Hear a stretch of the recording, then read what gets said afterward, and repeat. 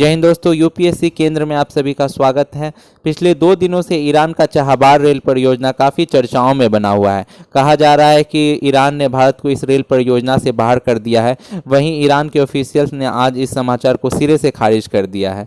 अपने current topic series में हम आज इसी विषय को विस्तार से जानेंगे।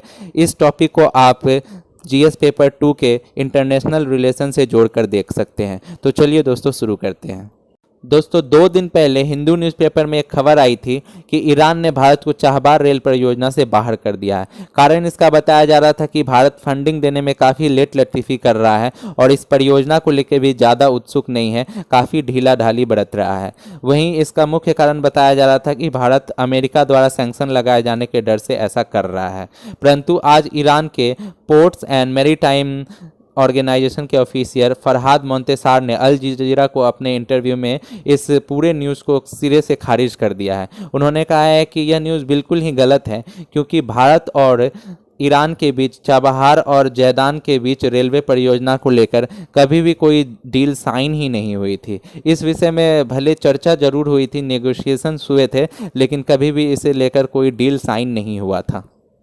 फरहाद मोंतेसर आगे कहते हैं कि ईरान और भारत का चाबहार पोर्ट को लेकर 2 डील साइन हुआ था। चाबहार रेल परियोजना को लेकर तो कोई डील साइन ही नहीं हुआ था। चाबहार पोर्ट संबंधी जो 2 डील साइन हुए थे उसमें एक था कि भारत इक्विपमेंट और पोर्ट संबंधित मशीनरी को लेकर ईरान का मदद करेगा और $150 मिलियन का इन्वेस्टमेंट करेगा। इसको लेकर उन्होंने एक और बात कही जो काफ़ी गौर करने वाली है। उन्होंने कहा कि इंडिया और ईरान का चाबहार पोर्ट को लेकर जो डील है उसमें सैंक्शन का तो कुछ लेना देना ही नहीं है, क्योंकि यूएस के द्वारा इस डील को सैंक्शन से वेवर प्राप्त है। यूएस ने 2018 में Iran Freedom and Counter Proliferation act 2012 के तहत इसे सैंक्शन से वेवर दे दिया था। Iran Freedom and Counter Proliferation Act IFCA 2012 जो है, इसके जरिए यूएस ईरान पर और ईरान से व्यापार करने वाले अन्य देशों पर सैंक्शन लगाता है। लेकिन भारत ने 2018 में इस सैंक्शन से वेवर प्राप्त कर लिया था चाबहार पोर्ट के लिए। अब चाबहार पोर्ट का जो लोकेशन है यह काफ़ी स्ट्रैटेजिक है और हमारे एग्ज़ाम के लिए काफ़ी इंपॉर्टेंट हो जाता है। डील हुआ या नहीं यह तो काफ़ी पॉलिटिकल इशू है, बहुत ज़्यादा मायने नहीं रखता एग्ज़ाम के लिए, लेकिन हम लोग के एग्ज़ाम के लिए इस चाबहार पोर्ट का लोकेशन बहुत ज़्यादा इंपॉर्टेंस रखता है। तो चलिए हम लोग इसको मैप पे बहुत अच्छे तरीके से समझ लेते हैं। यह इंडिया है और यहाँ पे पाकिस्तान और ये ईरान है। ईरान में ये चाबहार पोर्ट पड़ता है जो कि गल्फ़ ऑफ ओमान में स्थित है। इसे याद रखना है कि यह गल्फ़ ऑफ ओमान में है। चाबहार पोर्ट का डेवलपमेंट इंडिया इसलिए करना चाहता है क्योंकि पहले ट्रेड के लिए जो लैंड रूट था वो पाकिस्तान से होकर आता था, यानी कोई भी ट्रेड करने के लिए काबुल से पाकिस्तान होकर गुजरना पड़ता था इंडिया में।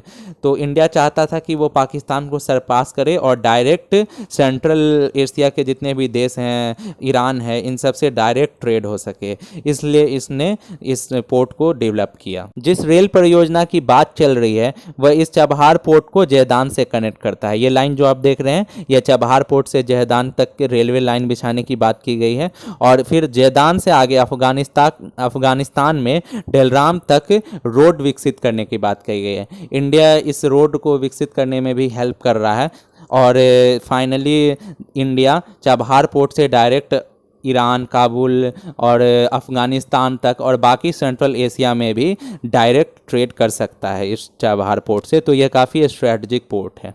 इस पोर्ट को डेवलप करने के लिए इंडिया ने 2016 में ईरान से फाइनली एक डील साइन किया था जिसमें $8 बिलियन तक इंडिया इस पोर्ट को डेवलप करने के लिए खर्च करने वाला था और एक स्पेशल इकोनॉमिक जोन बनाया जाने वाला था, जिसे मैंने समझाया कि इस पोर्ट से जहदान और फिर जहदान से अफ़गानिस्तान में डेलराम तक कनेक्ट करने की बात की गई थी, जिससे कि भारत और बाकी सेंट्रल एशिया देश जितने भी है सब डायरेक्ट ट्रेड कर सकें। आज के वीडियो में इतना ही। उम्मीद है कि आपको यह टॉपिक क्लियर हो गया होगा और चाबहार पोर्ट का इम्पोर्टेंस समझ में आ गया होगा। और ये न्यूज़ जो चल रहा था कि ईरान ने भारत को चाबहार रेल परियोजना से बाहर कर दिया, इसके बारे में भी जानकारी मिल गई होगी कि ऐसा कोई भी डील नहीं था।